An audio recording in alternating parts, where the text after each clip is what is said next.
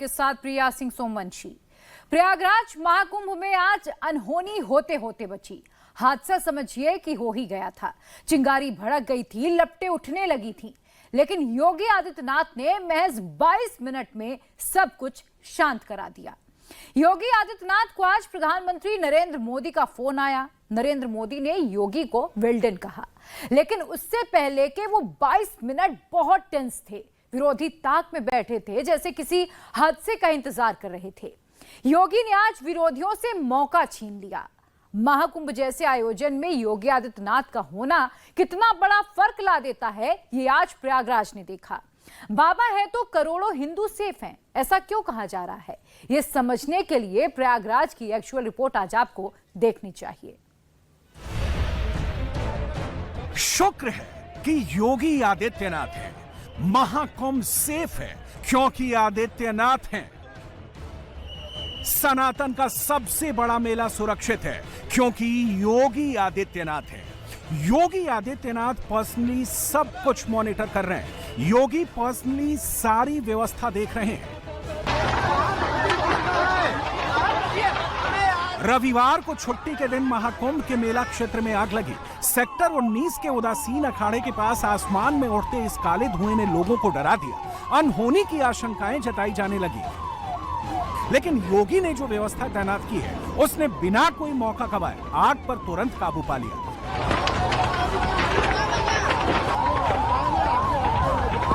योगी के आदेश पर मेला क्षेत्र में भारी भीड़ होने के बावजूद फौरन एक्शन हुआ। एनडीआरएफ, एसडीआरएफ, मेला पुलिस और फायर ब्रिगेड ने बिना कोई देरी किए आग पर काबू पा लिया।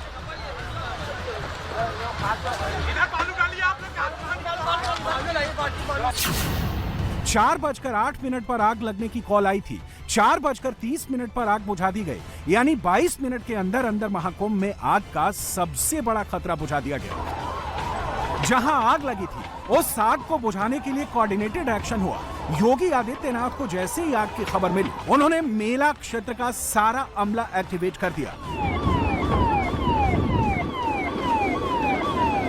4:08 पे ये सूचना मिली कि ऐसे एक सिलेंडर फटने से सेक्टर 19 में जो है आग लगी है। तत्कालिक 3 मिनट में हमारे उत्तर प्रदेश पुलिस के, फायर सर्विसेज के और साथ में एसडीआरएफ के, उत्तर प्रदेश पुलिस के, फायर सर्विसेज और डिजास्टर इमरजेंसी सर्विसेज के सभी लोग जो है यहाँ मौके पहुंच गए। मौके पहुंचने के बाद से स्वयंसेवी संस्थान को भी किया गया और उसके बाद सर्वप्रथम लोगों को इवैक्यूएट कर लिया गया। इवैक्यूएट करने के बाद से यहाँ से स्थल को पूरी तरह से खाली कर दिया गया। खाली करने के बाद से जो आग का सोर्स था और जहाँ जहाँ आग फैली थी, सभी जगह जो है वहाँ पे तत्कालिक रूप से वो फायर टेंडर्स के सहारे और साथ पे फायर एक्सटिंग्विशर के साथ उसको आग को बुझाया गया। 4:30 पे फायर पे पूरी तरह से काबू पा लिया गया था। लोहे के पुल के नीचे आग वाली जगह पर रसोई गैस के सिलेंडर फटने की आवाजें सुनी गई। महाकुंभ में इन लपटों के बाद भी जान माल का बड़ा नुकसान नहीं हुआ। 22 मिनट के अंदर सब कुछ कंट्रोल कर लिया गया। इस जगह पर चाय और नाश्ते की कुछ दुकानें थी। आग से उन दुकानों को नुकसान हुआ। यहाँ गीता प्रेस का एक टेंट भी था, आग से उसे भी नुकसान हुआ।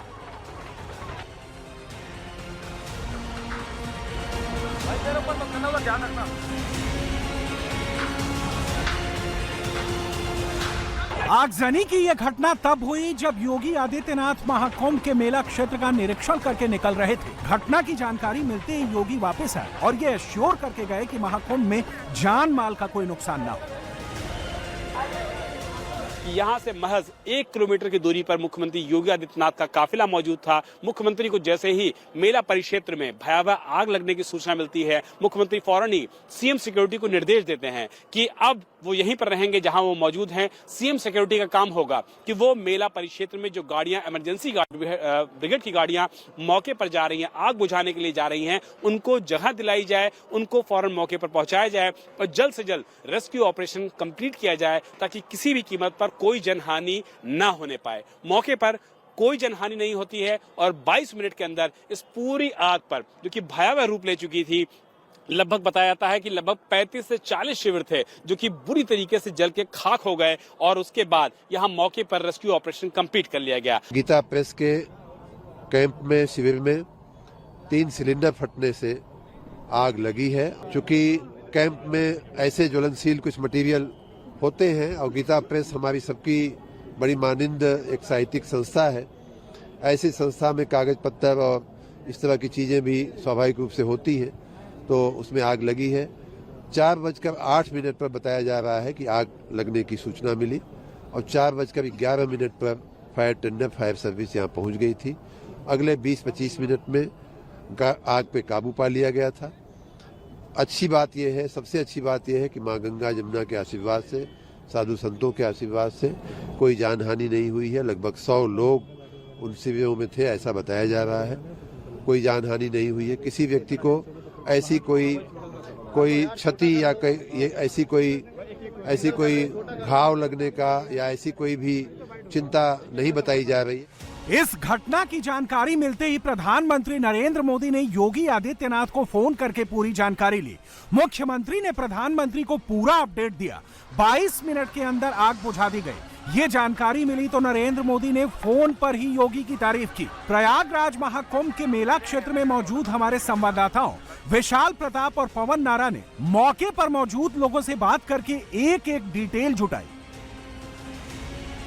दादा, आप बताइए, मौके पर प्रशासन ने जो आज काम किया, जल्द से जल्द लोगों को यहाँ पे बचाया। इतना अच्छा काम आज प्रशासन ने किया कि एक सराहनीय है कि हमारी पत्नी जो इसमें रह रही थी श्री जी बाबा में, उनके यहाँ पर आकर के साल में जो है वो सिलेंडर के लपटे छर्रे जले हुए छर्रे लग गए थे। लेकिन हुआ क्या कि इतने मुस्तैदी से एनडीआरएफ की टीम आई जो तुम्हारा मतलब उनको जानकारी नहीं कि स्ट्रेचर की जरूरत है कि नहीं, फिर भी वो स्ट्रेचर लेके इतनी जोर पूरी तैयारी के साथ अंदर गए थे कि अगर कोई अंदर फंसता है तो कर लिया जाए। अच्छी बात इसमें हो कि सर किसी तरीके से मानवीय क्षति नहीं हुई, केवल टेंट जले, कुछ सामान जले और प्रशासन मुस्तैदी के साथ इसको बहुत अच्छे से जो है कवर किया, जिसकी वजह से आग पे काबू पाया गया। क्योंकि प्रशासन सिलेंडर क्या था, एक मिनट 2 मिनट के अंतराल में फटे। अगर प्रशासन के पास इतनी अच्छी व्यवस्था नहीं होती तो आग पर काबू पाना संभव नहीं होता। 5 से 7 सिलेंडर हम लोगों के सामने मतलब आवाज आई है फटने की। 2 से 3 मिनट के अंदर फायर ब्रिगेड की कम से कम 7 से 8 गाड़ियां यहाँ पर मौजूद थी। अगर इतना अच्छा अगर व्यवस्था ना होता तो बहुत ज्यादा यहाँ पर नुकसान या हानि हो सकती थी। जनमानस की कोई हानि नहीं हुई है। 2-4 लोग दौड़ने में गिरे हैं, चोट लगी है, हम लोगों ने उनका चिकित्सा भी किया है। बाकी कोई यहाँ पर दिक्कत नहीं हुई। बहुत अच्छी व्यवस्था है, प्रशासन ने बहुत अच्छा एकदम। प्रयागराज के मेला क्षेत्र में योगी आदित्यनाथ ने बार-बार फायर मॉक ड्रिल कराया था। इसे लेकर विरोधी पार्टियों के लोग योगी का मजाक उड़ाते थे, लेकिन आग लगी तो योगी सही साबित हुए, विरोधी गलत साबित हुए। सेक्टर 19 में मेला परिक्षेत्र का ये वही हिस्सा है जहां शाम 4:08 पर आग लग गई, जिसके बाद आनन फानन में अधिकारियों को जानकारी दी गई, फायर ब्रिगेड कर्मियों को जानकारी दी गई और एडीजी प्रयागराज जोन भानु भास्कर अपनी पूरी टीम के साथ, फायर ब्रिगेड के दस्ते के साथ 4:11 पर यानी कि 3 मिनट के भीतर ही इस स्थल पर पहुंच गए और यहां पर रेस्क्यू ऑपरेशन शुरू कर दिया गया। पूरे मेला परिक्षेत्र में जितनी भी फायर ब्रिगेड की गाड़ियां हैं, जितनी भी इमरजेंसी व्हीकल्स हैं, सारी गाड़ियों को इसी परिक्षेत्र में, इसी सेक्टर के लिए मूव कर दिया गया ताकि रेस्क्यू ऑपरेशन जल्द से जल्द पूरा कर लिया जाए। यही वजह है कि सीनियर ऑफिसर्स मौके पर मौजूद थे और रेस्क्यू ऑपरेशन तेजी से किया जा रहा था, जिसके बाद लगभग 22 मिनट के बाद ये पूरा रेस्क्यू ऑपरेशन कंप्लीट कर लिया जाता है।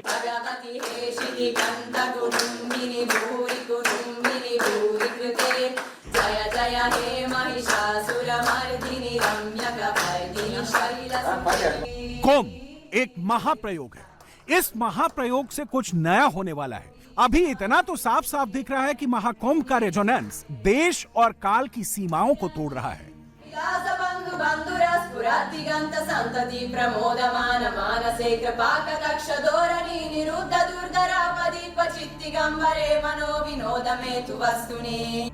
दुनिया भर के ऐसे लोग जिनका सनातन धर्म से बहुत दूर का वास्ता है, वो भी महाकुंभ में आस्था की डुबकी लगाने आ रहे हैं। महाकुंभ के जरिए जैसे जैसे सनातन का संदेश फैल रहा है, वैसे वैसे योगी आदित्यनाथ का कद बढ़ रहा है।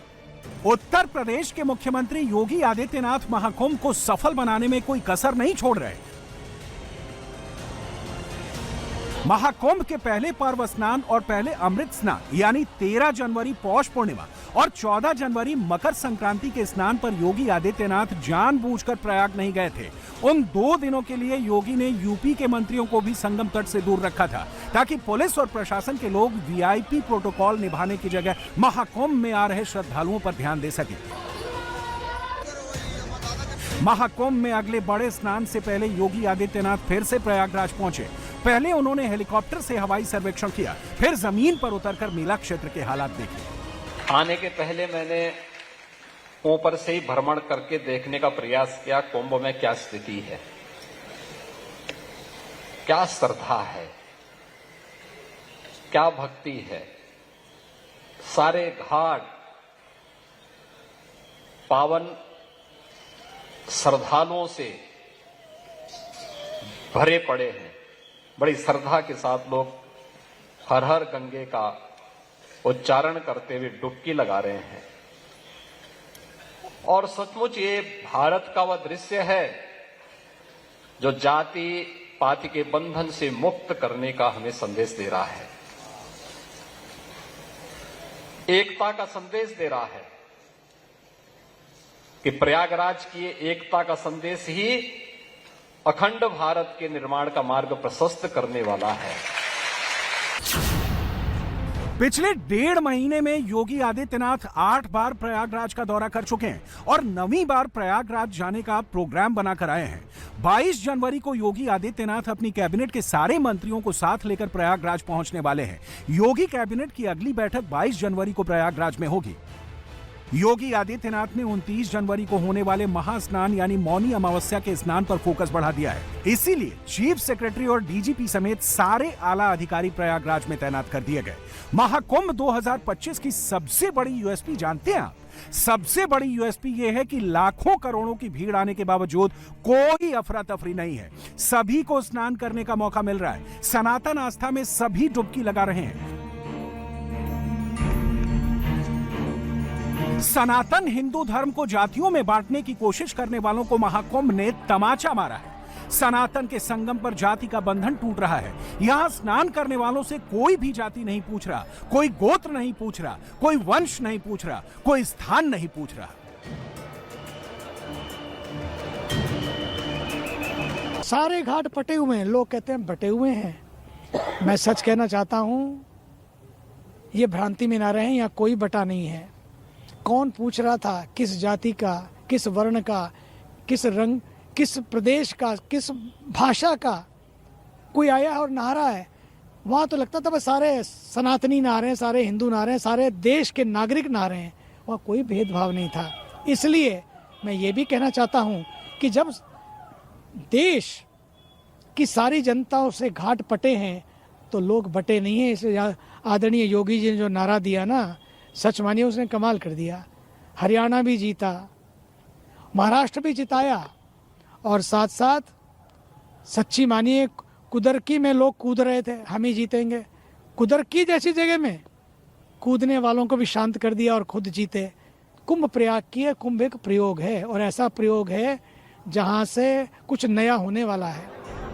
वाकई कुंभ एक महाप्रयोग है। मोदी और योगी महाकुंभ से हिंदू जोड़ रहे हैं। इसे भी प्रयोग ही समझिए कि महाकुंभ में लगे माइक पर प्रधानमंत्री के मन की बात कार्यक्रम को प्रसारित किया गया। मन की बात के इस एपिसोड में नरेंद्र मोदी ने भी महाकुंभ की बात की। कुंभ का ये उत्सव विविधता में एकता का उत्सव मनाता है। संगम की रेती पर पूरे भारत के, पूरे विश्व के लोग जुड़ते हैं। हजारों वर्षों से चली आ रही इस परंपरा में कहीं भी कोई भेदभाव नहीं, जातिवाद नहीं। इसमें भारत के दक्षिण से लोग आते हैं, भारत के पूर्व और पश्चिम से लोग आते हैं। कुंभ में गरीब अमीर सब एक हो जाते हैं। सब लोग संगम में डुबकी लगाते हैं, एक साथ भंडारों में भोजन करते हैं, प्रसाद लेते हैं। तभी तो कुंभ एकता का महाकुंभ है। कुंभ का आयोजन हमें ये भी बताता है कि कैसे हमारी परंपराएं पूरे भारत को एक सूत्र में बांधती हैं। मोदी और योगी के लिए जाति एक चैलेंज है। धर्म का काउंटर करने के लिए मोदी योगी विरोधी जाति का कार्ड चलते हैं। वो जाति का नाम लेकर चुनाव लड़ते हैं, एक जाति को दूसरी जाति से लड़वाते हैं और हिंदू धर्म को कमजोर करते हैं। महाकुंभ का सफल होना इसलिए जरूरी है क्योंकि मोदी और योगी सनातन का जो अखंड राज स्थापित करने में लगे हुए हैं, उसमें जाति की कोई जगह ही नहीं है। योगी को सफलता मिल रही है। सनातन में आस्था रखने वाले विदेशियों के साथ योगी की इस मुलाकात में कई संकेत मिलते हैं।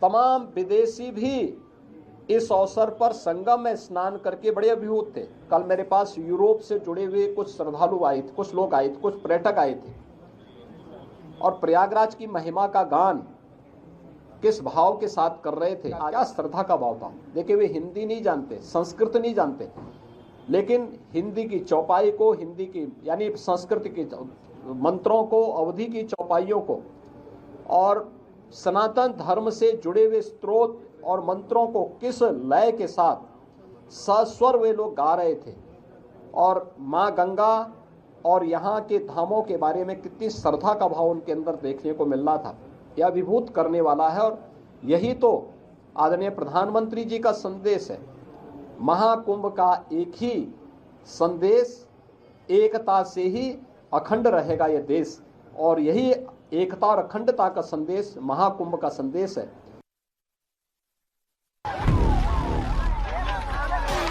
राजनीति में विरोधी पार्टियां और विरोधी पार्टियों के नेता गलती का इंतजार करते हैं। कोई चूक हो जाए तो विरोधी हमलावर हो जाते हैं। योगी आदित्यनाथ जो महाकुंभ करा रहे हैं उसमें सफलता के झंडे गाड़े जा रहे हैं।